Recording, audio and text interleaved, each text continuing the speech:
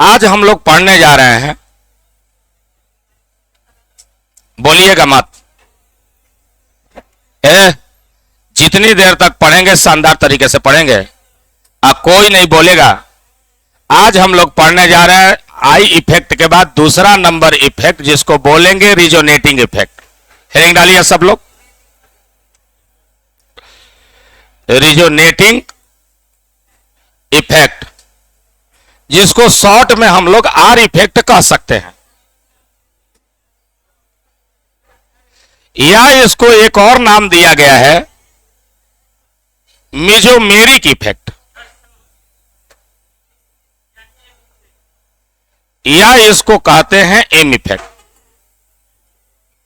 दोनों बातें सेम हैं। तो सभी बच्चे हेडिंग डालेंगे रिजोनेटिंग इफेक्ट या मेजोमेरिक इफेक्ट। लेकिन यह इफेक्ट क्या है, यह अणु में क्या प्रभाव डालता है, इसको जानने से पहले हमको जानना पड़ेगा रिजोनेंस। तो हम लोग इसमें एक और हेडिंग डालेंगे, रिजोनेंस।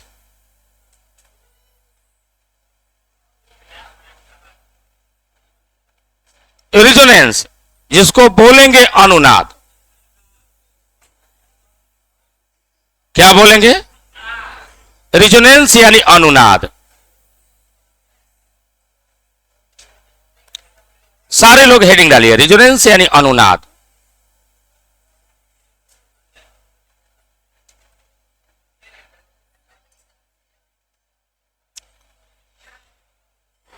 हम रिजोनेंस को अच्छे से समझ लेंगे तब हम रिजोनेटिंग इफेक्ट को समझेंगे।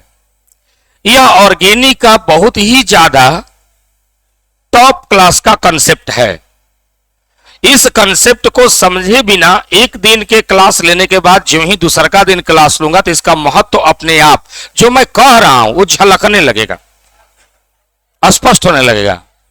इसलिए सारे स्टूडेंट ध्यान पूर्वक देखें कि रिजोनेंस क्या होता है। वैसे रिजोनेंस की थोड़ी सी झलक chemical bonding 11th class chapter number 4 में दी गई थी, और जब इसके बारे में बताई गई थी तो उस समय मैंने एक बात कहा था कि रिजोनेंस के बारे में विशेष रूप से अध्ययन हम लोग करेंगे, ऑर्गेनिक चालू होगा तब जीओसी में। अब समय आ गया है कि 11th क्लास के बात को तो याद कर लें और साथ ही साथ रिजोनेंस को विस्तार करें। यह एक इंपॉर्टेंट पहलू है और इसको समझना अत्यंत जरूरी चीज है। रिजोनेंस की शुरुआत तो ब्यूटा 1,3 डाइन से हुआ था। एक मॉलिक्यूल है ब्यूटा 1,3 डाइन, उससे हुआ था। लेकिन हम उधर न जाते हुए सीधे हम बात लेकर के चलते हैं। रिजोनेंस में सबसे आसान तरीका बेंजीन पर कहानी शुरू करते हैं, क्योंकि बेंजीन में रिजोनेंस होता है। उसी में समझेंगे कि रिजोनेंस क्या है, क्यों होता है, कब होना चाहिए, इससे फायदे और नुकसान क्या है। मॉलिक्यूल के अंदर रिजोनेंस शब्द नाम का चीज क्या चीज है जो हो जाता है, और इसका प्रभाव क्या दिखता है, यह भी हमको जानना जरूरी है कि अगर रिजोनेंस किसी में होगा तो उसके अंदर क्या ऐसा लक्षण बदल जाएंगे या क्या कुछ विशेष दिख जाएगा, ताकि हमको रिएक्शन में मदद या हानि या कुछ भी कुछ तो होगा, उसको समझना है। तो रिजोनेंस की कहानी हम शुरू करते हैं बेंजीन से। बेंजीन की चर्चा तो इससे पहले भी हम क्लास में कर चुके हैं। बेंजीन एक अणु है जिसकी फार्मूला होती है C6H6 होती है, बेंजीन की होती है। और इसकी बेंजीन की स्ट्रक्चर दिए थे केकुले ने। स्ट्रक्चर कौन दिया था? केकुले। केकुले नामक वैज्ञानिक ने इसकी स्ट्रक्चर दिया था, और इन्होंने केकुले ने कहा था कि बेंजीन में कार्बन जो है वो रिंग बनाते हैं। क्या बनाते हैं? कार्बन आपस में जुड़ करके रिंग बनाते हैं, और प्रत्येक कार्बन के साथ एक एक हाइड्रोजन रहता है। इसलिए सभी कार्बन एक ही जैसे होते हैं, सभी में कोई अंतर नहीं है, और सभी कार्बन एक पाई बॉन्ड भी बनाते हैं। इसलिए इस अणु में सभी कार्बन 3 सिग्मा और 1, इसलिए इनका 3 सिग्मा बॉन्ड बनाने के कारण इनकी प्रसंकरण sp2 होता है।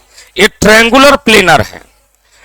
तो सभी कार्बन sp2 प्रसंकरित इनके होते हैं और एक शकल के सभी, इनको कहीं घुमा दो एक ही जैसे दिखते हैं, क्योंकि सभी कार्बन 3 सिग्मा और 1 पाई बनाए हैं। कीकुले ने कहा कि अगर इसका बॉन्ड लाइन फॉर्म लिखना चाहते हैं तो कोनों पर कार्बन को समझो और हाइड्रोजन को साइलेंट कर दो और कार्बन कार्बन के सारे बॉन्ड को ओपन करो। क्या करो? कार्बन कार्बन के सभी बॉन्ड को हम ओपन करते हैं और ये ओपन स्ट्रक्चर बनाया गया। यह एक आबंध आरेख विधि द्वारा बनाया गया स्ट्रक्चर है। इस स्ट्रक्चर में सभी कार्बन आइडेंटिकल हैं, 3 पाई बॉन्ड हैं और 3 पाई बॉन्ड अल्टरनेट कार्बन के साथ हैं। ओके, अगर मैं कार्बन का नंबरिंग करूं, ये 1 नंबर कार्बन मान लूं, अगर मैं इसको 1 नंबर कार्बन मान लूं, जरा देख लें, 1 मान लूं, इसको 2 मान लूं, इसको 3 मान लूं, 4 मान लूं, 5 मान लूं और 6 मान लूं, नंबरिंग यहीं से कर दूं, तो 1 और 2 के बीच में पाई बॉन्ड है, 2 3 के बीच में पाई बॉन्ड, 3 4 के बीच में पाई बॉन्ड है, 5 6 के बीच में पाई बॉन्ड है। 2-3 बातें आप बॉन्ड के पैमाने समझिए। इसको मैं किनारे में कहीं कर दे रहा हूं, कहीं कर दूंगा, इसको समझ लीजिएगा। कुछ पैमाने हैं आबंध के पैमाने, जिसको बॉन्ड पैरामीटर कहते हैं। बॉन्ड पैरामीटर समझिएगा। बॉन्ड पैरामीटर का मतलब आबंध पैमाने, आबंध पैमाने।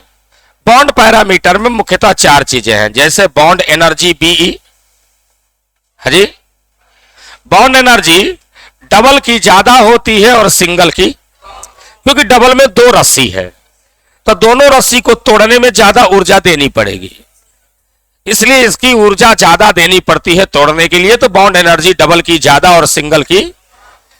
बॉन्ड लेंथ का मतलब आबंध की लंबाई। अगर आबंध की लंबाई की बात किया जाए तो डबल बॉन्ड छोटा हो जाता है और सिंगल बॉन्ड, तो बॉन्ड लेंथ की बात करें तो डबल बॉन्ड छोटा हो जाता है, सिंगल बॉन्ड बड़ा होता है, सिंगल बॉन्ड थोड़ा सा बड़ा होता है।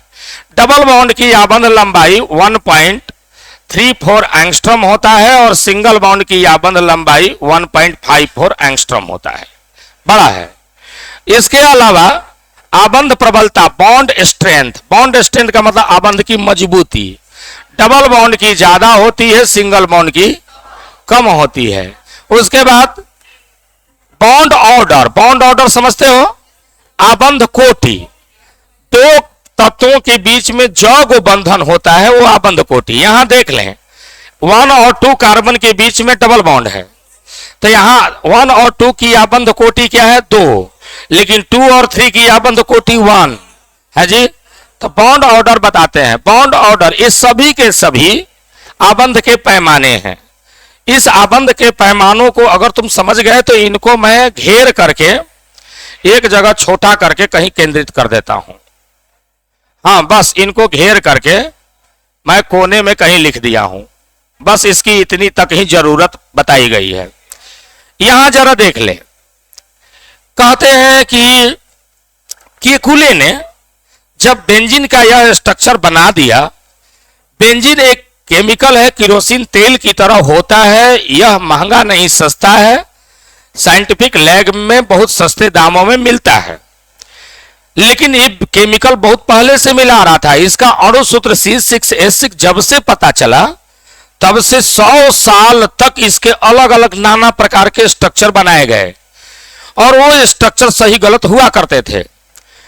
कुछ स्ट्रक्चर बनाए गए जो कुछ अभिक्रिया के लिए सुटेबल थे, लेकिन दूसरे अभिक्रिया का उत्पाद जैसा बनता था उससे पता चले कि अगर ऐसा उत्पाद बना तो ये तो दिख नहीं रहा। जैसे अगर किसी का अगर बच्चा आपको बिल्ली जैसा दिख जाए तो उसके पापा को तो इंसान कह नहीं सकते, तो तुम भूल के भी बच्चा को देख कर तो नहीं कहोगे कि इसका तो बेटा है ही नहीं, या तो बाप में गलती है या बेटा गलती है। अगर इंसान का बच्चा इंसान जैसा दिखे तो समझ में आता है, लेकिन अगर इंसान का बच्चा जानवर जैसा समझ में आए तो कंफ्यूजन होता है। वैसे ही बेंजीन का जो उत्पाद कुछ मिले, कुछ ऐसे उत्पाद मिले जो कहते थे कि नहीं बेंजीन तो ऐसा हो नहीं सकता, तो स्ट्रक्चर कटने लगे। 100 साल के दरमियान, जब से अणुसूत्र प्राप्त हुआ उसके 100 साल के दरमियान 400 से भी ज्यादा संरचनाएं इसकी बनाई जा चुकी थी। लेकिन 100 साल के बाद केकुले नामक वैज्ञानिक ने इसकी एक सुटेबल स्ट्रक्चर ऐसा बनाया जो अभी तक सबसे ज्यादा सर्वमान्य है, क्योंकि सभी उत्पादों के लिए यह सही पाया गया। और यह इनकी अचीवमेंट जो थी छोटी मोटी नहीं थी, क्योंकि एक समस्या 100 सालों से चली आ रही थी और इस 100 सालों के दरमियान कितने वैज्ञानिकों ने अपनी ब्रेन खपत किए होंगे, और इसकी यह बात बनाना यह बहुत बड़ी सफलता थी साइंस जगत में। तो स्वाभाविक बात है कि इतराने लगे, स्वाभाविक बात है। ये इतने इतराए कि इस स्ट्रक्चर को लेकर के अपने सभी स्कॉलर जो विद्वान स्टूडेंट थे उनसे मिले और उन लोगों से कहा कि भाई हमने वो काम कर दिया है जो 100 सालों से पेंडिंग था और उसको मैंने सफलता प्राप्त कर लिया है। मैं उसका स्ट्रक्चर आप लोग को समझा रहा हूं, आप उस स्ट्रक्चर को देखें। अगर आपको उसमें कहीं कमी बेसी नजर आए तो मुझे इंगित करें, सवाल करें। अगर मैं आपके सवाल जवाब देने में संतुष्ट कर दूं आपको, तब तो ठीक है। अदरवाइज अगर मैं जवाब देने में असंतुष्ट रहा तो मैं फिर से रिसर्च करूंगा। ये होती है टीचर और स्टूडेंट के बीच का संबंध। यहां क्या होता है कि अगर गुरुजी किसी प्रश्न का जवाब नहीं दिए तो लड़कों के दिमाग में धारणा बैठ जाती है कि गुरुजी क्या होते लिखे हैं, और अगर लड़के सवाल का जवाब नहीं दिए तो गुरुजी कहते कि पढ़ता नहीं है चुट्टा। दोनों तरफ से मिस हो सकता है। एक संबंध, म्यूचुअल संबंध होता है टीचर स्टूडेंट। चलो भाई आपकी समस्या है, मुझे सुलझाना है, चलिए मिलकर सुलझाते हैं। ये होता है टीचर और स्टूडेंट का रिलेशनशिप जो वहां था। लेकिन वहां के स्टूडेंट विद्वान स्टूडेंट थे, तो ये भी वैज्ञानिक थे, दोनों के बीच में संबंध की बात थी। तो उन्होंने कौन सा स्ट्रक्चर बताया और उसमें स्टूडेंट क्या सवाल खड़ा कर दिए, वही इसको मिटाने के बाद आएगा। फिलहाल तो आप लोगों को यहां तक कॉपी करना ही पड़ेगा। तो चलिए आप लोग कॉपी कर लीजिए, इसको मिटा रहा हूं।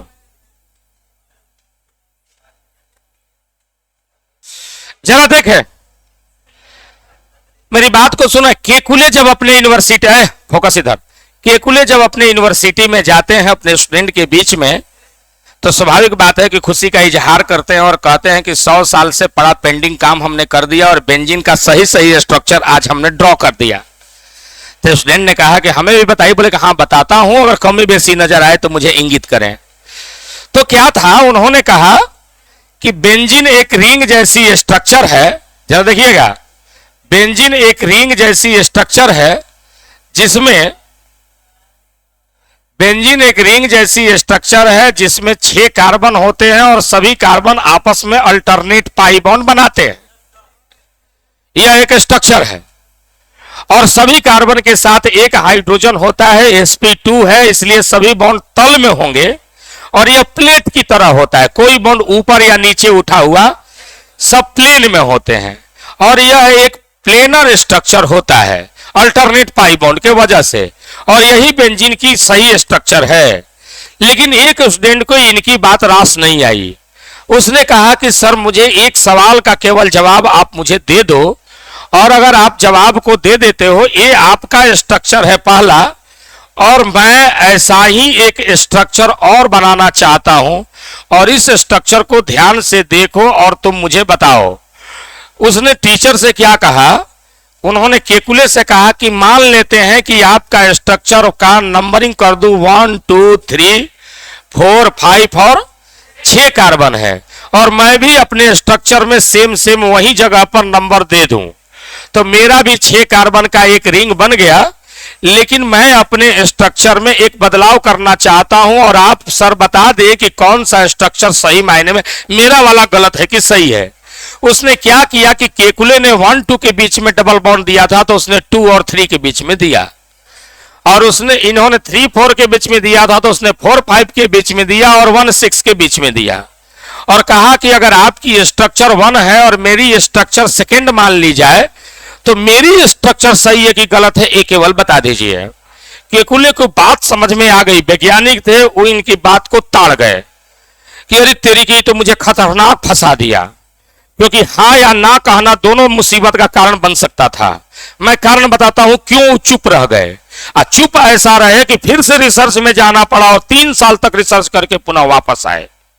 3 साल तक बेंजीन पर बातें नहीं की इस सवाल के बाद। कारण क्या था, मुसीबत क्या था? अगर कहते कि तुम्हारी स्ट्रक्चर सही है तो फंसते, और कहते कि गलत है तो भी फंसते। क्यों फंसते? लड़का कहता कि ये बेंजीन का एक अणु है सर, एक अणु है तो उसकी कोई एक ही स्ट्रक्चर होगी। एक आदमी की एक ही शक्ल होती है, एक आदमी का तो 2 शक्ल हो नहीं सकता। तो एक अगर अणु है तो उसकी कोई एक शक्ल होगी। या तो वो उसमें उस अणु में 1,2 के साथ पाई बॉन्ड बनाया होगा या 1,6 के साथ पाई बॉन्ड बनाया होगा, कोई एक ही के साथ बनाएगा। अगर 1,2 के साथ पाई बॉन्ड बनाएगा तब तो वह ए वाली स्ट्रक्चर सही होगी, ए वाली गलत होगी। अगर 1,6 के साथ पाई बॉन्ड बनाएगा तो ए वाला सही होगा और ए वाला गलत होगा। तो ये बात बहुत मुसीबत में डालने वाला था कि अगर कह देते कि तुम्हारी गलत है तो पूछता कि आपका सही कैसे है। If all carbons are identical, सभी कार्बन एक जैसे हैं, सभी sp2 हैं, सभी के पास एक पाई 3 सिग्मा है, तो जब ये एक जैसे हैं तो 1 क्यों 2 के साथ वही पाई बॉन्ड बनाएगा, 6 के साथ क्यों नहीं बनाएगा? रीजन तो बताओ। यह एक मुसीबत थी। अगर कह देते कि दोनों सही है तो भी फंसते। बोलते कि एक अणु की 2 संरचनाएं कैसी, 2 शक्ल कैसे? या तो 1,2 के साथ पाई बॉन्ड बना सकता है या 6 के साथ बना सकता है। एक बार में दोनों और तो बना नहीं सकता, तो फिर दोनों सही कैसे हो सकता है? ये दोनों ही इनकी मुसीबत का कारण बना। और इन्होंने समझा कि बड़ा बुरी तरह से मुझे फंसा दिया। तो बोले कि रुको, हमको फिर से थोड़ा रिसर्च कर लेने दो। रिसर्च करूंगा, रिसर्च करने के बाद जो सही रिपोर्ट आएगा तो मैं वास्तविक तस्वीर आऊंगा। मेरी ध्यान अभी तक यहां नहीं थी, लेकिन अब ध्यान देना पड़ेगा इधर भी। रिसर्च में गए, जब रिसर्च करने लगे तो बेंजीन के अणु को देख करके इनको बड़ा आश्चर्य हुआ। जब दोबारा अध्ययन करने लगे तो आश्चर्य हुआ। क्या आश्चर्य हुआ? इनको मालूम था कि कार्बन कार्बन का डबल बॉन्ड छोटा होता है और कार्बन कार्बन का सिंगल बॉन्ड बड़ा होता है। डबल बॉन्ड छोटा होता है, सिंगल बॉन्ड बड़ा होता है। डबल बॉन्ड की ऊर्जा ज्यादा होती है, सिंगल बॉन्ड की ऊर्जा, डबल बॉन्ड की प्रबलता ज्यादा है, सिंगल बॉन्ड की प्रबलता कम है। आबंध कोटि 2 है, आबंध कोटि। और बेंजीन में 3 डबल बॉन्ड है और 3 सिंगल बॉन्ड है रिंग में। तो अगर 3 डबल बॉन्ड और 3 सिंगल बॉन्ड सैद्धांतिक रूप से चलो तो 3 बॉन्ड इसके छोटे होने चाहिए और 3 क्या होने चाहिए? यानी बेंजीन कुछ इस तरह का होना चाहिए जिसमें 3 छोटे बॉन्ड होने चाहिए और 3 बड़े बॉन्ड होने चाहिए। 3 छोटे होने चाहिए, 3 बड़े होने चाहिए, डबल वाले छोटे, सिंगल वाले बड़े। और 3 की लंबाई, 3 की ऊर्जा ज्यादा, 3 की ऊर्जा कम, 3 की आबंध कोटि 2, 3 की आबंध कोटि 1, यानी विषमता होनी चाहिए। लेकिन जब इन्होंने प्रैक्टिकली जब निकाला तो पाया कि बेंजीन के सभी स्ट्रक्चर सेम है, सभी बेंजीन के आबंध सेम है, लंबाई के, सबकी लंबाई सेम है, सबकी ऊर्जा सेम है, सबकी प्रबलता सेम है और सबकी आबंध कोटि भी सेम है। जब यह बात सामने आई तो इनको बड़ा गजब आश्चर्य हुआ कि सैद्धांतिक रूप से तो ये होना चाहिए, लेकिन प्रैक्टिकल कह रहा है कि सभी लंबाई समान है, सभी ऊर्जा समान है, सबकी ऊर्जा समान है, सबकी स्ट्रेंथ समान है, सब समान है। तो इनका तो विपत हो गया ना, इनके सामने तो भयंकर मुसीबत आ गया कि भाई ये कैसे पॉसिबल है, ये तो होना नहीं चाहिए।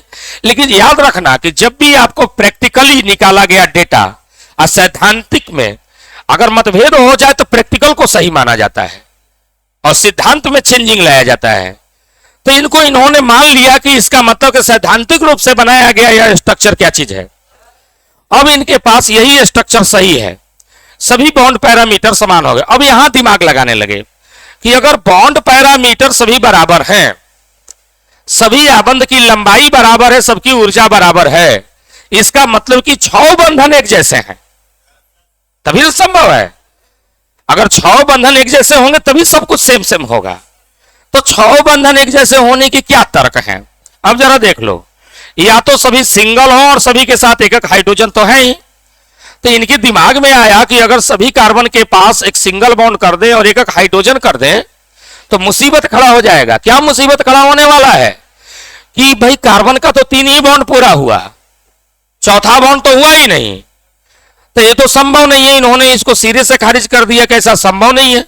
फिर इनके दिमाग में आया कि कहीं ऐसा तो नहीं है, सभी कार्बन के साथ हाइड्रोजन एक एक लगा दो और सभी कार्बन के साथ एक एक क्या कर दो बेटा, डबल बॉन्ड कर दो। यहां भी सब डबल कर दो।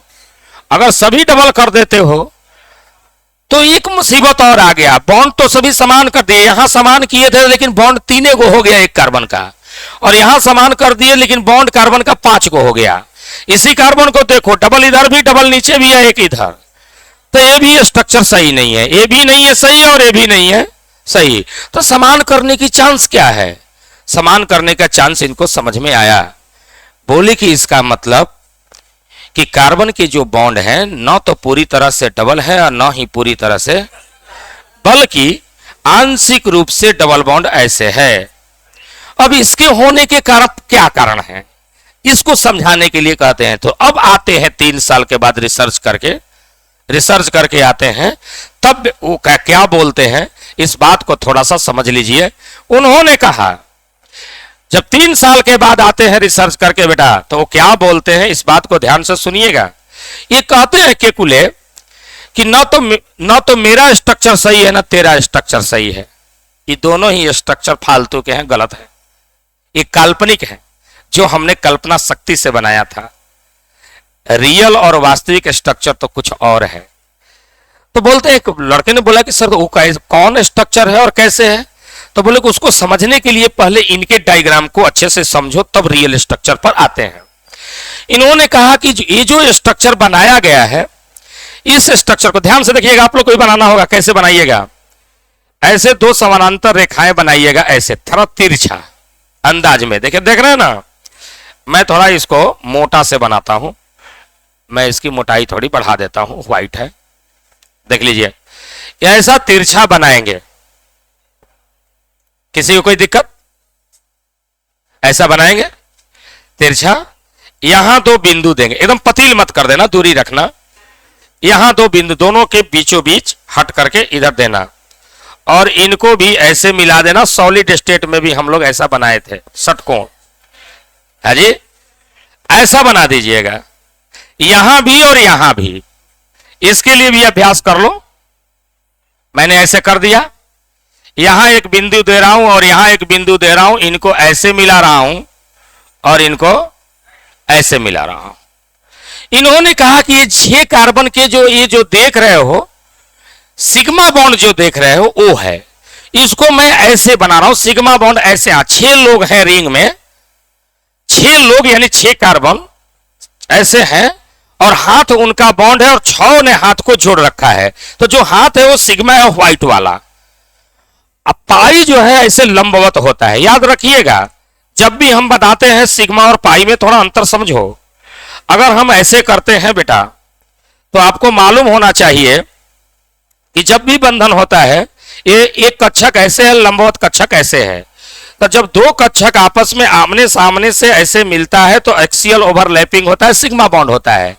जब ये आच्छादन करता है, अंदर चला जाता है, तो ये दोनों कक्षक एक दूसरे के समानांतर होते हैं, जो सिग्मा के लंबवत है, जो सिग्मा के, और ये आपस में ऐसे सटते हैं तो इससे पाई बनता है। हाँ जी, लंबवत और समानांतर कक्षकों के बीच में क्या बनता है, और आमने सामने के मिलने से सिग्मा। तो ये 6 लोग हैं, हाथ ऐसे मिला रहे हैं तो ये सिग्मा है। और लंबवत कक्षक कौन है जरा देख लें। तो कुछ लंबवत कक्षकों की बात हम कर लेते हैं, इनकी बात थोड़ा सा देख लीजिए। हर कार्बन पर एक ऐसे देखिए पी कक्षक है, जरा देख लीजिए। अगर रिंग ठीक ठाक दिखे और लगे कि ये हॉरिजॉन्टल है और ये वर्टिकल है, तो आप लोग समझिएगा ये ऐसा है। और इसमें मैं नंबरिंग भी कर देता हूं 1 से लेकर 2 तक, मैं 1 यही ले लेता हूं। 1 2 3 4 5 और 6। इन्होंने कहा, जरा देखिएगा, इन्होंने कहा कि इस स्ट्रक्चर को ध्यान से देखिए। 6 कार्बन रिंग में अपना सिग्मा बॉन्ड व्हाइट वाला बनाए हैं और सबके ऊपर लंबवत पी कक्षक हैं। और इस स्ट्रक्चर के अनुसार देखोगे तो 1 का पाई बॉन्ड किसके साथ है, तो 1 के 2 के साथ। तो ये देख लो यहां और यहां इनके बीच में क्या हो गया बेटा, अच्छी है, आच्छादन नहीं, समानांतर मिलने से ऐसे पाई बॉन्ड का निर्माण हो गया। और इन दोनों ने भी 3 और 4 ने भी ऐसे आच्छादन करके क्या बना लिया बेटा, पाई बॉन्ड बना लिया। इन लोगों ने भी आपस में आच्छादन करके क्या बना लिया, ये पाई बॉन्ड इनका बन गया। इस तरह से ये अणु, इसका अगर हम डायग्राम बनाए, ऑर्बिटल डायग्राम, तो ऐसा दिखेगा। साफ साफ दिख रहा है कि 6 कार्बन रिंग में है और समानांतर कक्षक कैसे आच्छादन किए हैं। अगर ठीक ठाक अगर बन जाए तो इसका भी हम लोग देख लेते हैं कि इसका भी हम स्ट्रक्चर बनाकर दिखाते हैं। इसमें भी ये पी कक्षक है जो कि सिग्मा के लंबवत है और एक दूसरे के समानांतर है कि नहीं? एक दूसरे के समानांतर कक्षक हैं। और नंबरिंग इसमें भी जरा कर दूं, यहां से कर दूं 1 नंबर, 2 नंबर, 3 नंबर, 4, 5 और 6 कर दूं। इस स्ट्रक्चर में भी अगर ध्यान से देखो तो 1 ने किसके साथ आच्छादन किया है? 1 ने 6 के साथ आच्छादन किया है ना जी। तो 1 और 6 के बीच में आच्छादन हो गया। और फिर क्या चीज, 2 और किसके साथ हुआ है? 3 के बीच में आच्छादन हुआ है, देख लीजिए। और 4 का आच्छादन किसके बीच में हुआ है? 5 के बीच में आच्छादन हुआ है। इस प्रकार से ये स्ट्रक्चर बनाए गए और कहा गया कि देख लो ये काल्पनिक, ये दोनों ही स्ट्रक्चर सही नहीं है। उन्होंने साथ में कहा कि ये जो स्ट्रक्चर आप देख रहे हैं दोनों, ये दोनों ही काल्पनिक है, कोई सही नहीं है। पूछा स्टूडेंटों ने कि इसे काल्पनिक क्यों कह रहे हैं? तो बोले कि देखिए साइंस में बिना किसी कारण का कुछ होता नहीं है। अगर कारण एकदम बिल्कुल सटीक हो, जैसे मैं बात करूं कि एक चुंबक यहां है और एक चुंबक यहां है, दोनों चुंबक की शक्ति बराबर है और दोनों अपने जगह पर फिक्स कर दिए गए हैं। दोनों सेम क्वालिटी के, सेम शक्ति के चुंबक हैं।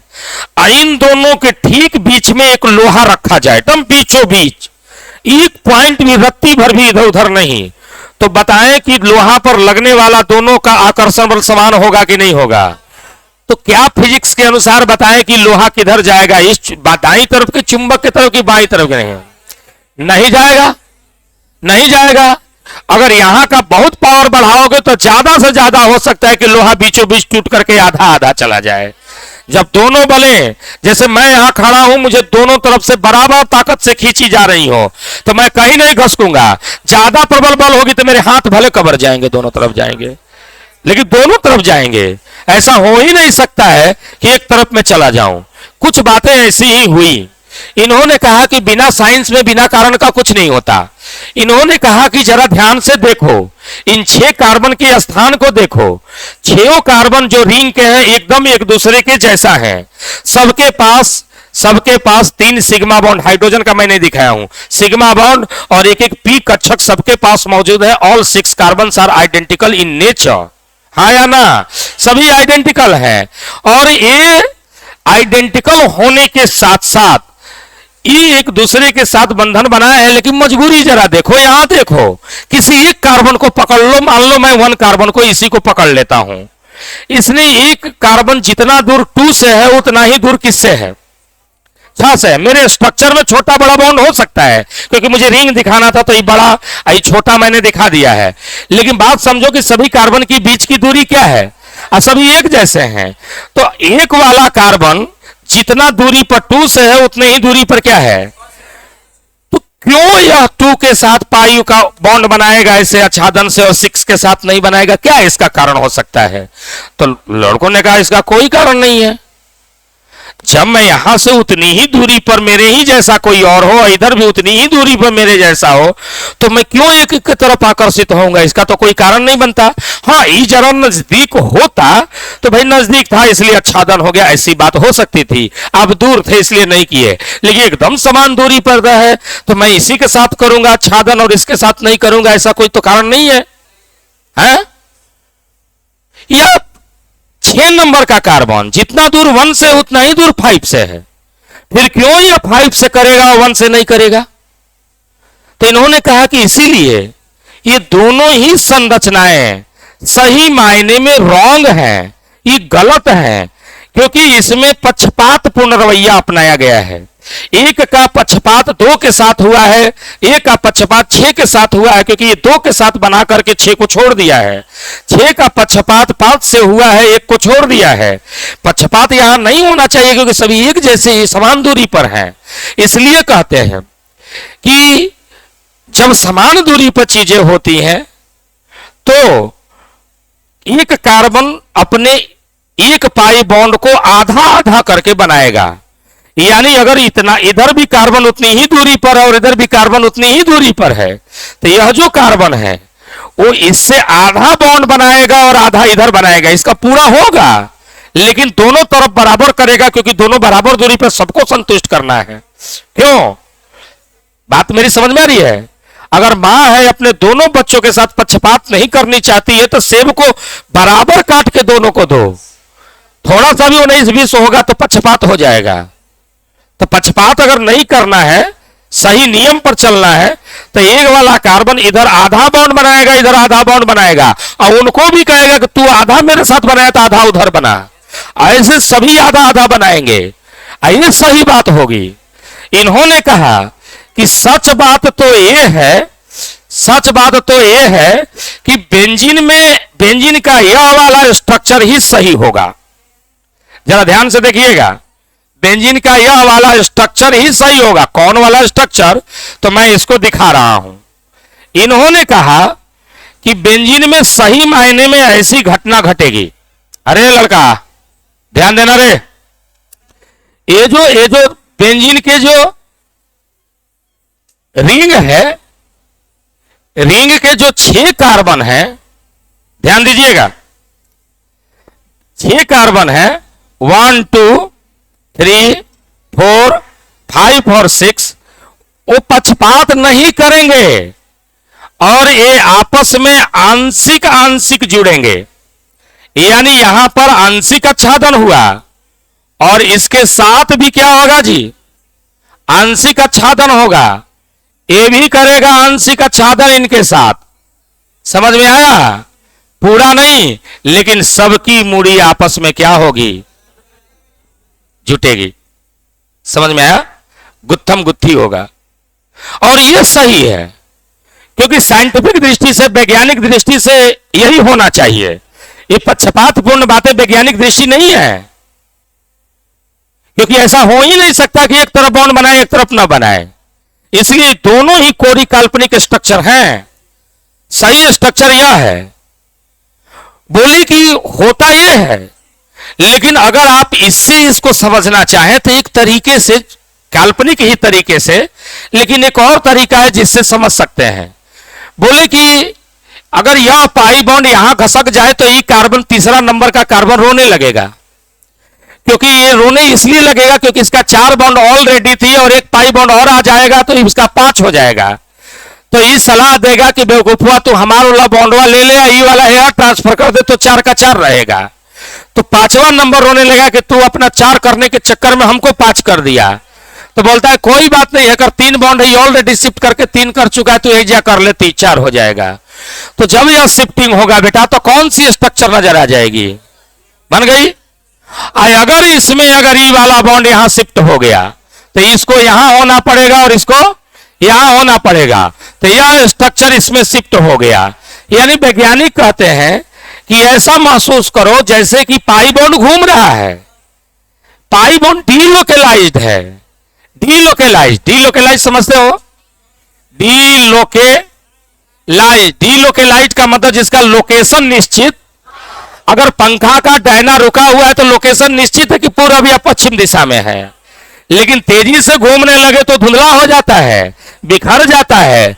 घूमते हुए पंखा को पूछो कि किस दिशा में लोकेलाइज, इसकी लोकेशन कहां है, तो कोई लोकेशन बता पाएगा क्या?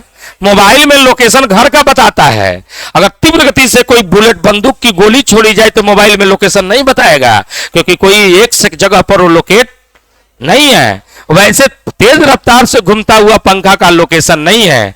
इसमें भी पाई बॉन्ड का कोई लोकेशन इसमें नहीं है। पाई बॉन्ड बिखर चुका है, सभी जगह हल्का हल्का बढ़ चुका है। वैसे ही जैसा डायना सभी पूरे के पूरे गोल प्लेट की तरह बिखर गया है, आंशिक रूप से सभी जगह हो गया है, लेकिन सही मायने में डीलोकेलाइज्ड हो गया है। इसी तरह से डीलोकेलाइज्ड है। इन्होंने कहा कि बेंजीन का सही मायने में स्ट्रक्चर जो होना चाहिए वो कुछ इस तरह से होना चाहिए। यानी बेंजीन का असली स्ट्रक्चर होना चाहिए जिसमें पाई बॉन्ड क्या है, पूरे के पूरे कार्बन पर क्या हो गया? बिखर जाएगा। हो गया। और यही स्ट्रक्चर जो इसकी होगी, ये जो स्ट्रक्चर होगी, इसी स्ट्रक्चर को हम लोग कहेंगे क्या? Real structure. क्या कहेंगे? रियल स्ट्रक्चर कहेंगे, जिसको हम लोग रियल स्ट्रक्चर। और ये रियल स्ट्रक्चर, ओहो,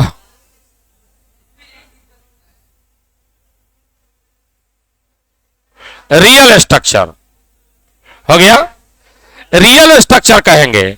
और ये दोनों क्या चीज होंगे? इमेजिनरी। इमेजिनरी मतलब इमेज करना, इमेजिनरी स्ट्रक्चर है, जिसको हम लोग बोलेंगे क्या? आईएस, या इसको बोलेंगे रिजोनेटिंग स्ट्रक्चर। हम बार बार रिजोनेटिंग इस्तेमाल करेंगे टर्म, रिजोनेटिंग स्ट्रक्चर इसको बोलेंगे। रिजोनेटिंग स्ट्रक्चर का मतलब आरएस, या इसको कहा गया किताब में कैनोनिकल स्ट्रक्चर। कैनोनिकल स्ट्रक्चर कहा गया, जिसको बोलेंगे। तब तक ये भी हो गया क्या? इमेजिनरी स्ट्रक्चर आईएस, या रिजोनेटिंग स्ट्रक्चर आरएस, या कैनोनिकल स्ट्रक्चर सीएस हो गया। कहते हैं कि जरा ध्यान से देखो, ध्यान से इसको देखो, इसमें इन दोनों का झलक मौजूद है जी। इसमें 1-2 के बीच में पाई बॉन्ड है, इसमें 1 ने 6 के साथ बनाया है, इसमें 1-2 के बीच में भी है और 1-6 के बीच में भी है। ऐसा लग रहा है कि आंशिक गुण इसका लेकर यह उत्पन्न हुआ है और आंशिक इसका लेकर उत्पन्न हुआ है। हालांकि लेकर उत्पन्न है हुआ नहीं, ऐसा है ही, यही गलत है। लेकिन लग रहा है कि लेकर उत्पन्न हुआ है, लग रहा है कि इन दोनों के क्रॉस से ही बना है। और जो क्रॉस से नस्ल उत्पन्न होती है उसको संकर नस्ल या हाइब्रिड नस्ल बोलते हैं। इसीलिए इसको कहा गया रिजोनेंस हाइब्रिड स्ट्रक्चर। क्या कहा गया? Resonance hybrid. हाइब्रिड जो रियल स्ट्रक्चर है उसको रिजोनेंस हाइब्रिड स्ट्रक्चर कहा गया, और शॉर्ट में इसको आरएच कहेंगे। ध्यान से सुनिएगा, ई है आरएच, आई सभी क्या है? आरएस है। इमेजिनरी काल्पनिक है।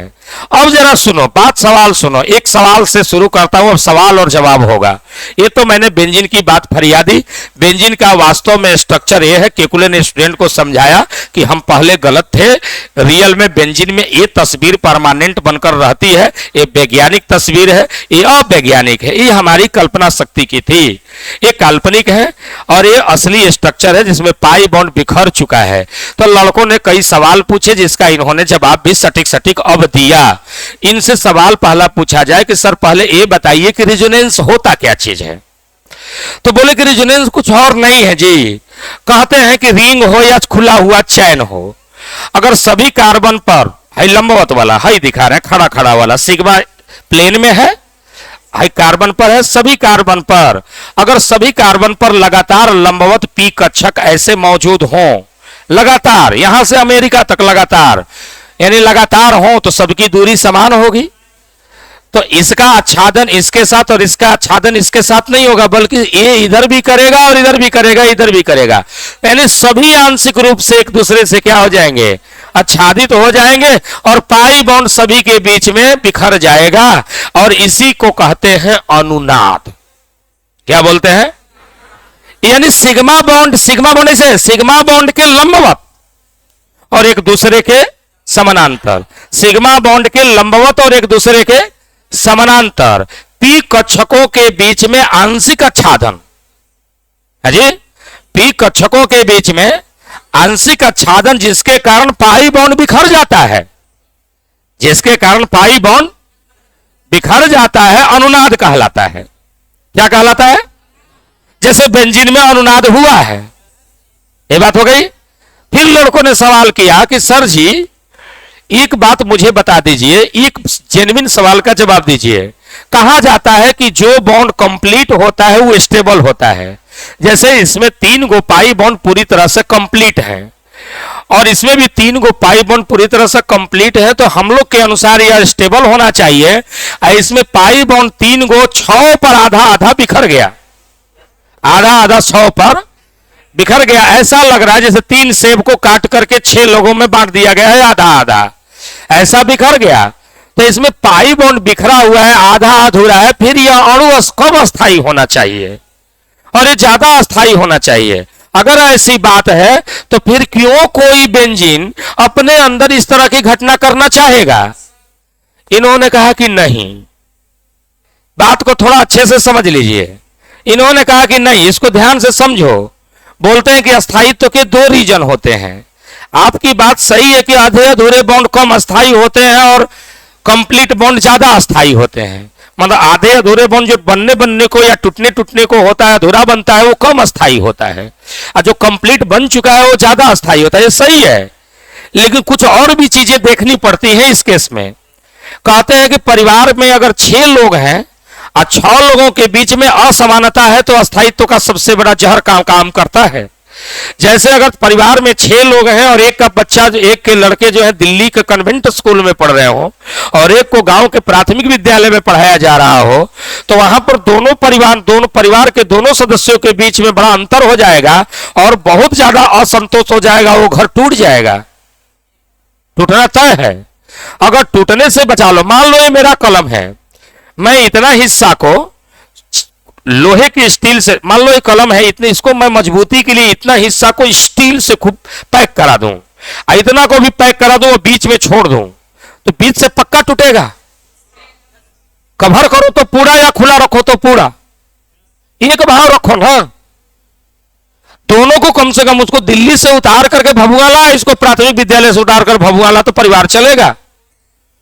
यानी परिवार में समानता परिवार के अस्थायित्व का कारण होना चाहिए, किसी के थोड़ा सा घट जाने या थोड़ा सा बढ़ जाना कारण नहीं होता। बोले कि इसको थोड़ा स्पष्ट खुलकर समझाइए। बोले कि यही समझाने का प्रयास कर रहा हूं।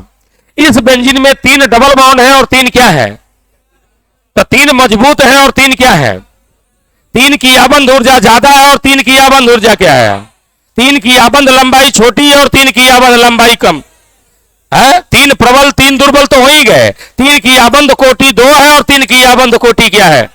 यहां बहुत असमानता है, असमानता है। असमानता बेंजीन के अस्थायित्व को घटाता है। तो बेंजीन चाहेगा, तुम्हारे परिवार में भी असमानता है तो घर का मुखिया क्या चाहेगा कि सब में समानता हो जाए। अगर मुझे कुछ कुर्बानी देनी पड़े, घर में 6 लड़के हैं और खरीद करके 3 सेब आया, तो 3 लोगों को दे दोगे तो बड़ा खतरा है, 3 को धड़ाम से जमीन पर हो जाएगा। अगर तीनों को खड़ा रखना चाहते हो और मुस्कुराहट देखना चाहते हो तो संभाल कर चाकू चलाना, 50-50 जाना चाहिए। और सब नजर गड़ाए रहेगा कि मम्मी का चाकू के हर मुड़ा, ताकि लपक के बोले कि हई वाला हमारा, हई वाला तोर। क्या मेरी बात समझ में आ रही है? ये बातें होती हैं,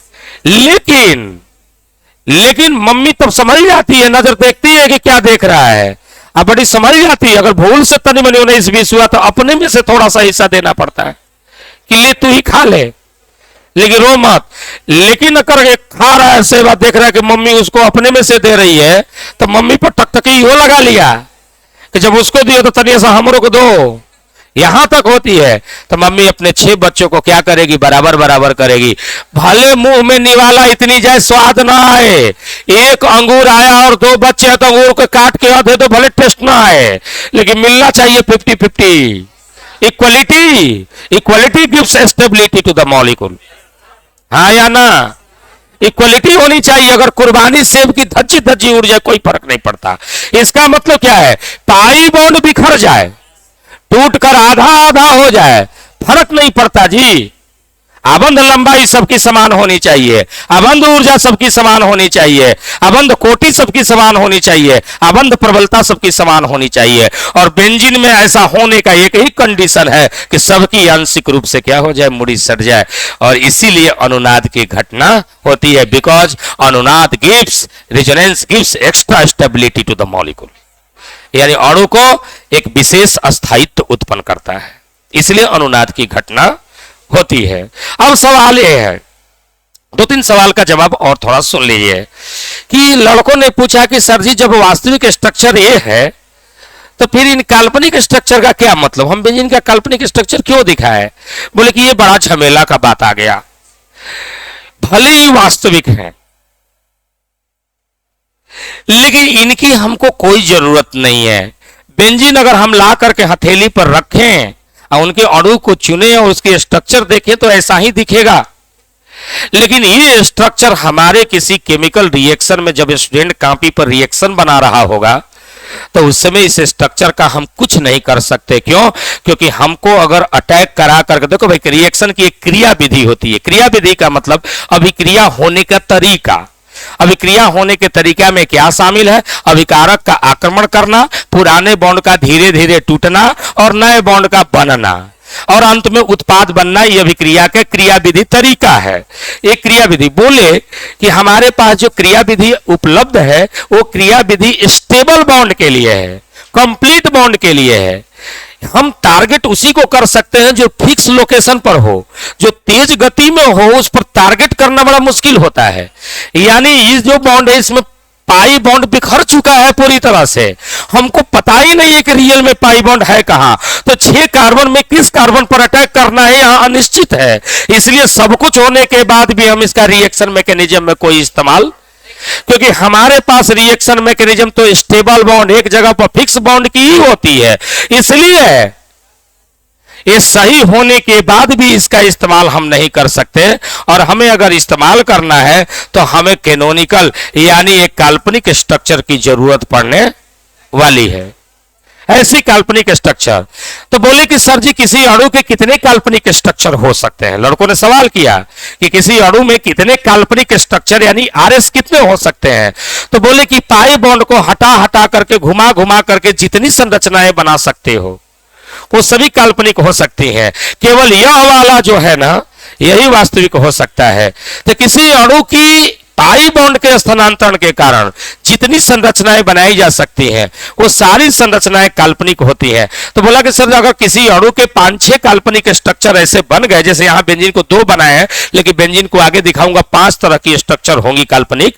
तो बोले कि अगर 5-6 बन गए तो हम कौन सी स्ट्रक्चर को लेंगे रिएक्शन दिखाने के लिए? क्योंकि आप तो कह रहे हो कि भाई काल्पनिक की जरूरत पड़ेगी, इसका कोई अचार डालने का काम आएगा केवल, बाकी तो यूज होगा नहीं।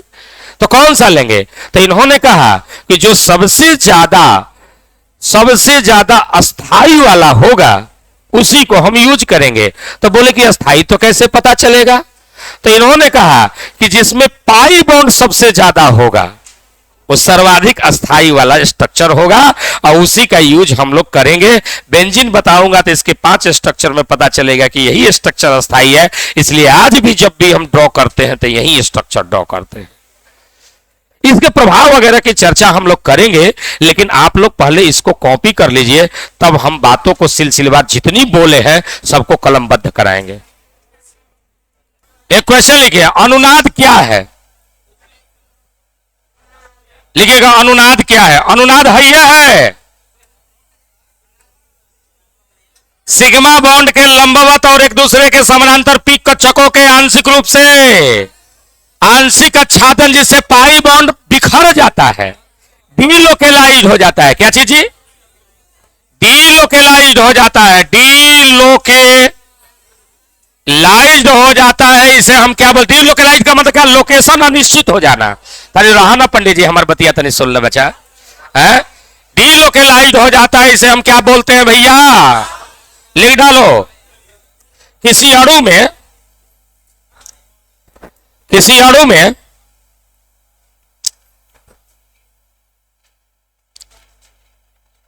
सिग्मा बॉन्ड के लंबवत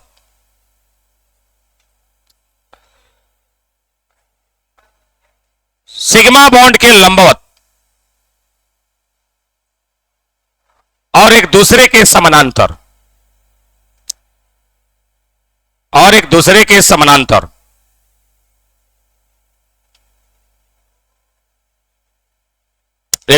समानांतर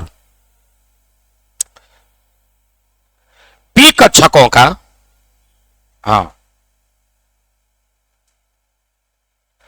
पी कक्षकों का आंशिक आच्छादन, पी कक्षकों का आंशिक आच्छादन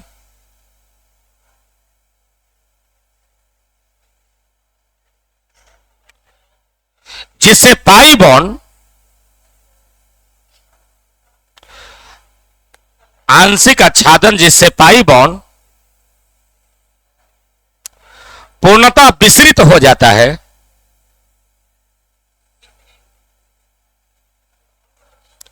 जिससे पाई बॉन्ड पूर्णतः विसरित हो जाता है जिससे पाई बॉन्ड पूर्णतः विस्तृत हो जाता है या डीलोकेलाइज्ड हो जाता है, या यहां लिखा हुआ है या डीलोकेलाइज्ड हो जाता है, डीलोकेलाइज्ड हो जाता है माने लोकेशन अनिश्चित हो जाना, स्थिति अनिश्चित हो जाना, जी अनुनाद कहलाता है, अनुनाद कहलाता है। क्वेश्चन, क्वेश्चन नंबर सेकेंड, अनुनाद क्यों होता है? हाँ क्वेश्चन, अनुनाद क्यों होता है?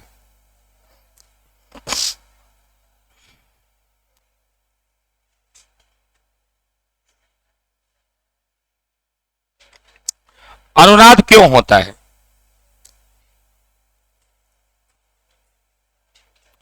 अनुनाद होने का कारण क्या है बेटा? सभी बॉन्ड पैरामीटर एक भाव हो जाए। हाँ जी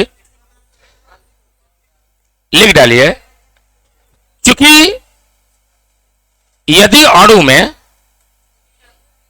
चूंकि यदि अणु में, यदि अणु में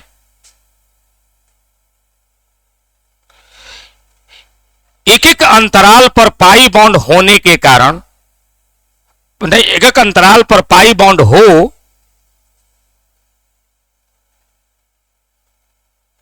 एक एक अंतराल पर पाई बॉन्ड हो तो अणु में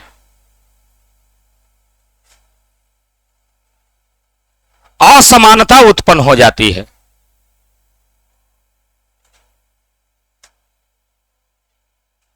असमानता उत्पन्न हो जाती है,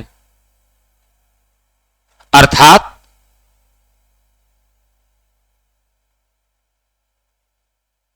इनके सभी आबंध पैमाने, इनके सभी आबंध पैमाने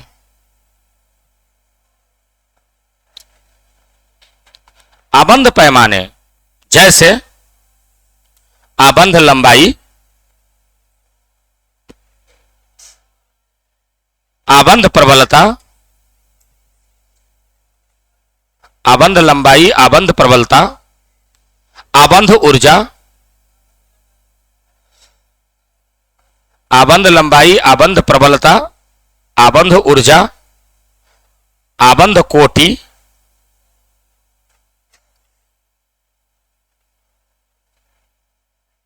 इत्यादि असमान रहते हैं।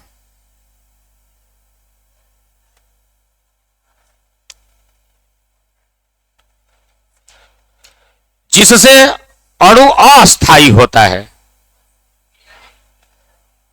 असमान होते हैं जिससे अणु अस्थायी होता है।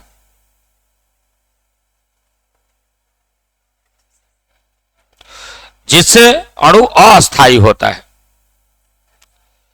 लेकिन अनुनाद के कारण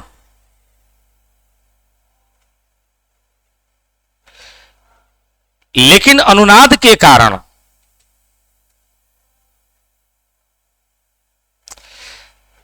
सभी आबंध पैमाने, सभी आबंध पैमाने समान हो जाते हैं।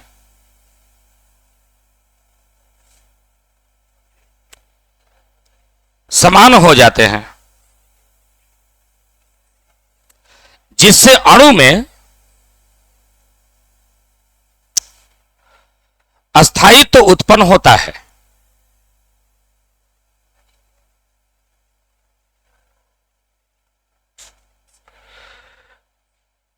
चूंकि अस्थायित्व उत्पन्न होता है, उसके बाद लिखिए, चूंकि अनुनाद अणु को अतिरिक्त अस्थायित्व प्रदान करता है। हां, चूंकि अनुनाद अणु को अतिरिक्त अस्थायित्व प्रदान करता है, अस्थायित्व प्रदान करता है, अस्थायित्व प्रदान करता है, इसीलिए अणु में अनुनाद की घटना संपन्न होती है। अनुनाद की घटना संपन्न होती है। अगला पॉइंट लिखें।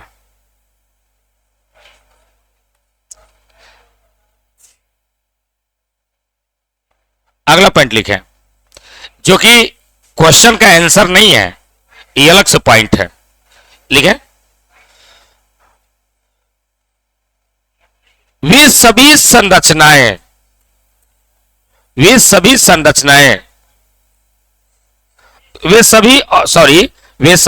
अस्थायी संरचनाएं जो पाई बॉन्ड के स्थानांतरण के कारण बनती हैं, जो पाई बॉन्ड के स्थानांतरण के कारण बनती हैं, पाई बॉन्ड के स्थानांतरण के कारण बनती हैं,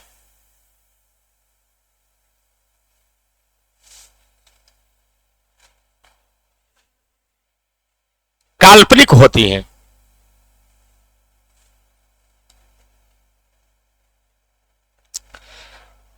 काल्पनिक होती हैं और इन्हें, यहां स्पेलिंग है लिख लीजिए, और इन्हें इमेजिनरी स्ट्रक्चर या रिजोनेटिंग स्ट्रक्चर या कैनोनिकल स्ट्रक्चर कहा जाता है। ब्रैकेट में आरएस और सीएस जरूर लिखेंगे। और इन्हें नहीं, इमेजिनरी तो मैंने काल्पनिक तो बता ही दिया, काल्पनिक होती हैं, और इन्हें रिजोनेटिंग स्ट्रक्चर आरएस या कैनोनिकल स्ट्रक्चर सीएस कहते हैं। और इन्हें काल्पनिक होती हैं और इन्हें रिजोनेटिंग स्ट्रक्चर आरएस और कैनोनिकल स्ट्रक्चर सीएस कहते हैं।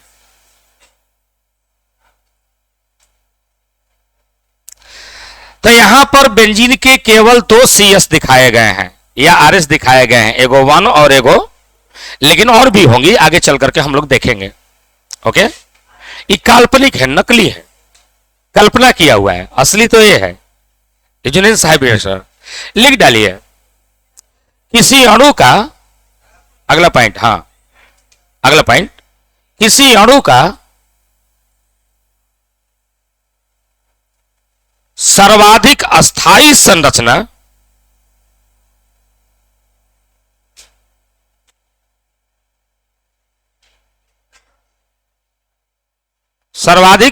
संरचना जो पाई बॉन्ड के डीलोकेलाइजेशन, स्पेलिंग लिख दूं कि बोल दूं?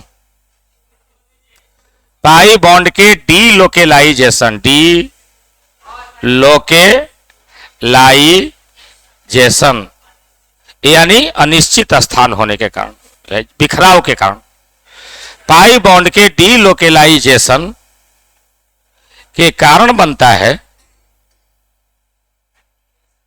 इनमें कौन है जो पाई बॉन्ड के बिखराव के कारण बना है?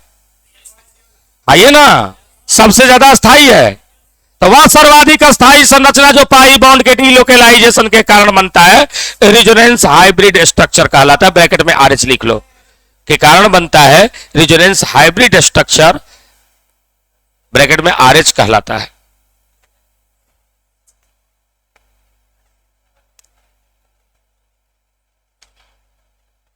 हो गया? हाइब्रिड नहीं, HYBRIDE, हाइब्रिड।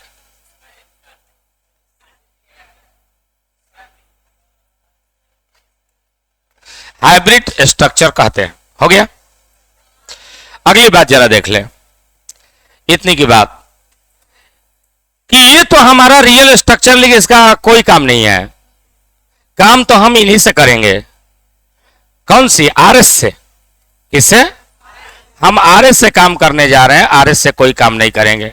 हमारे पास ये जो आरएस है यही हमारे लिए उपयोगी या सीएस है। किसी भी अणु की जितनी भी आरएस होंगी, 2, 3, 4, 5, है, जितनी भी आरएस होंगी, 2, 3, 4, 5, 6, जितनी भी आरएस होंगी, उन सभी आरएस में है काल्पनिक स्ट्रक्चर पर मैं हूं, सभी काल्पनिक संरचनाओं में यानी आरएस में जो सर्वाधिक अस्थायी संरचना होगा उसी से हम लोग रिएक्शन को आगे बढ़ाते हैं। तो सोचोगे कि 5-6 स्ट्रक्चर में, अगर 5-6 स्ट्रक्चर है अगर मेरे सामने रख दिया तो कौन ज्यादा सर्वाधिक अस्थायी? तो इसका बताया गया कि जिसमें पाई बॉन्ड सबसे ज्यादा हो सबसे ज्यादा अस्थायी काल्पनिक स्ट्रक्चर होता है, यानी आरएस या सीएस होता है। यह समझे ना? सर्वाधिक पाई बॉन्ड वाला सबसे ज्यादा अस्थायी होता है। लिख डालिए,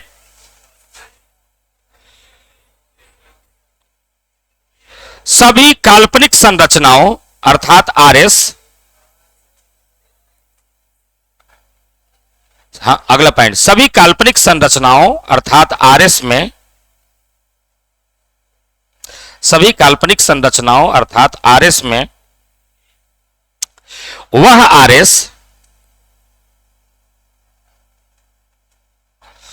सर्वाधिक अस्थायी माना जाता है, वह आरएस सर्वाधिक अस्थायी माना जाता है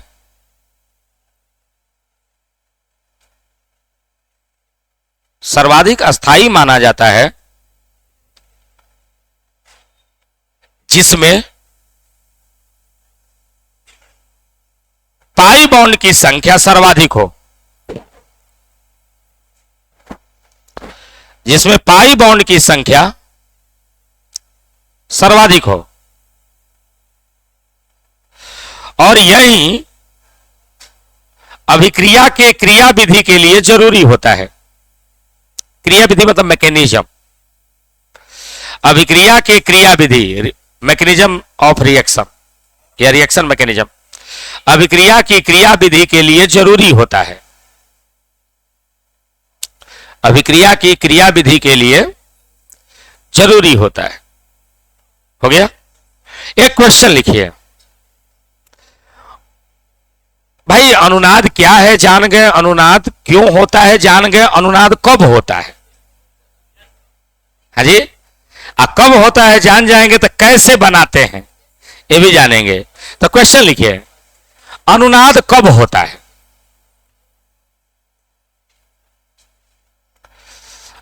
अनुनाद कब होता है? तो एक सवाल है, अनुनाद यहां होता है, भाव समझना, हंसो मत।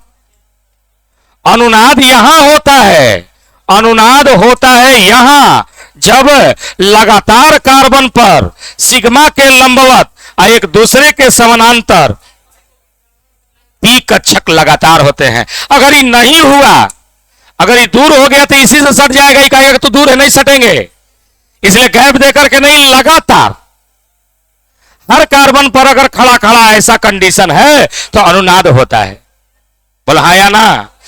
सिग्मा बॉन्ड के लंबवत और एक दूसरे के समानांतर अगर लगातार पी कक्षक हो,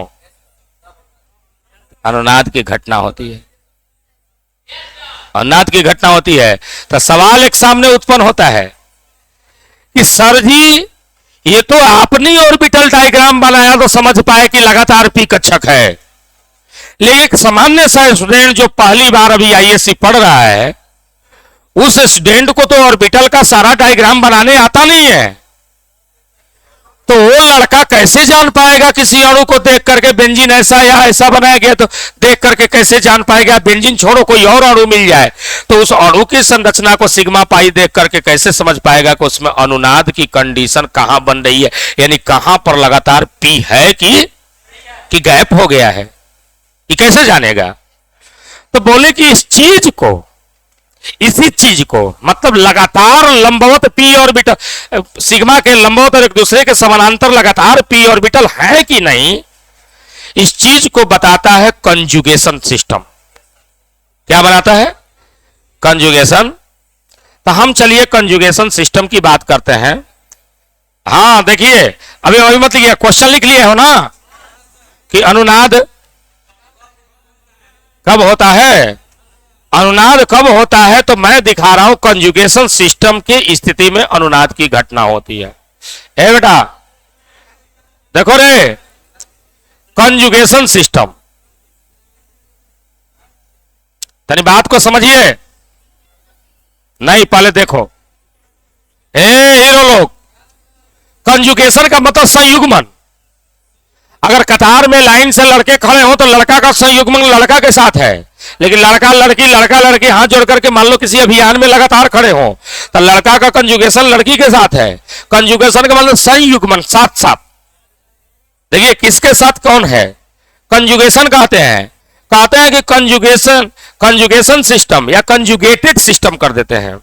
निम्नलिखित कंजुगेटेड सिस्टम में यह बात देखी गई है, तो यहां कंजुगेशन में कंजुगेटेड कर देते हैं। देखिए कंजुगेटेड सिस्टम संयुग्मित सिस्टम में होता है।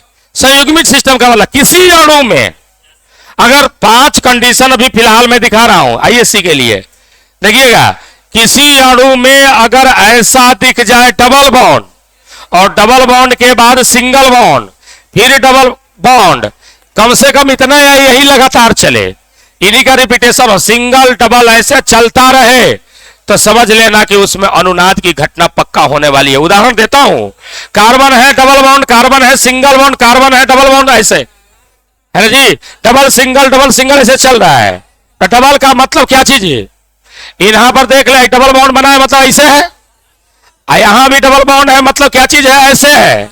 इसका मतलब कि सबकी मूड़ी क्या होने वाली है, बात समझ में आई। अगर ऐसा माहौल मिले तो समझ लेना कि लगातार पी ऑर्बिटल है जिसको दिखाया नहीं गया है, और उसमें सबकी मूड़ी सटेगी, अनुनाद की घटना होगी।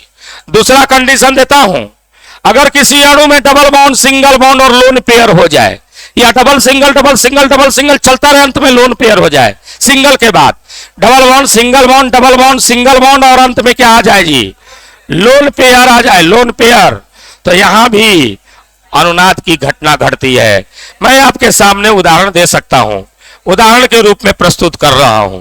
जैसे देख लीजिए, एक कार्बन है डबल बॉन्ड है, एक कार्बन है डबल बॉन्ड है, और यहां पर NH2 पर यहां पर क्या चीज है, लोन पेयर है। तो इसके पास ऐसा कक्षक रहा होगा तभी ना इसे बनाया होगा, यहां रहा होगा तभी ना ऐसे बनाया होगा। यहां लोन पेयर भी पी कक्षक में होता है जिसमें 2 इलेक्ट्रॉन है, भी समानांतर है, ये भी कहता है कि हम भी साझा करेंगे, तो यहां भी होता है। तीसरी कंडीशन कि डबल बॉन्ड हो सिंगल बॉन्ड हो, डबल बॉन्ड हो सिंगल बॉन्ड हो, और यहां पर मान लीजिए पॉजिटिव चार्ज हो, क्या हो, पॉजिटिव चार्ज हो, किसी तत्व पर पॉजिटिव चार्ज हो, तब इस वातावरण में भी, अरे लड़का डिस्टर्ब मत कर, देख जैसे मान ले डबल हो गया, सिंगल हो गया, डबल हो गया, और यहां पर कार्बन पर प्लस आ गया, जिस कार्बन पर प्लस आ गया उसका कक्षक खाली समानांतर, इन पर तो समानांतर है ही, समझ में आया। तो ये दोनों ऐसे ही खाली कह रहा है कि हम भी इलेक्ट्रॉन लेंगे, इसकी भी मूडी सटेगी, यहां भी होता है। चौथा कंडीशन देख लो, डबल बॉन्ड हो सिंगल बॉन्ड हो, डबल बॉन्ड हो सिंगल बॉन्ड हो, और यहां क्या चीज, निगेटिव चार्ज आ जाए, तो अगर माइनस चार्ज यहां पर आ गया तो 2 इलेक्ट्रॉन एक्स्ट्रा रखेगा, एक अपना एक किसी का हड़पा हुआ, ये भिड़ाना इधर चाहेगा, इसलिए ये इसमें भी क्या होगा जी, अनुनाद की घटना होगी। और एक 5वीं स्थिति की चर्चा भी फिलहाल कर दो, डबल रहे सिंगल रहे, डबल रहे सिंगल रहे, और यहां पर क्या आ जाए, फ्री रेडिकल, सिंगल इलेक्ट्रॉन, अगर किसी कार्बन पर 1 इलेक्ट्रॉन हो तो क्या बोलते हो, फ्री रेडिकल कहते हैं, याद है ना, फ्री रेडिकल रहे तब भी अनुनाद की घटना होती है। ये 5 को स्थितियां बनती हैं जहां अनुनाद की घटना होती है। तो इन क्वेश्चन का जवाब लिखो, मैंने क्वेश्चन पूछा है कि अनुनाद कब होता है, तो आंसर लिखिए, फॉर मतलब फ्री रेडिकल, आंसर लिखिए, किसी अणु में जब सिग्मा बॉन्ड के लंबवत, किसी अणु में जब सिग्मा बॉन्ड के लंबवत और एक दूसरे के समानांतर, सिग्मा बॉन्ड के लंबवत और एक दूसरे के समानांतर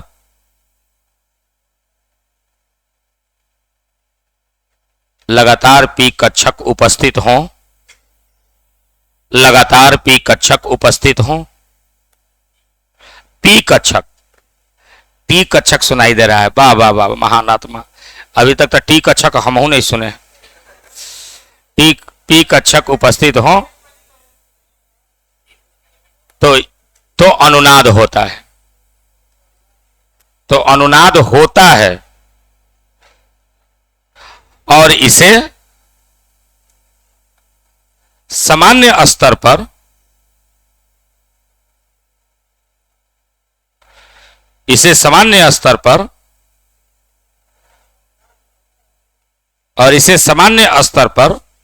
कंजुगेटेड सिस्टम द्वारा समझा जा सकता है। सामान्य स्तर पर कंजुगेटेड सिस्टम द्वारा समझा जा सकता है।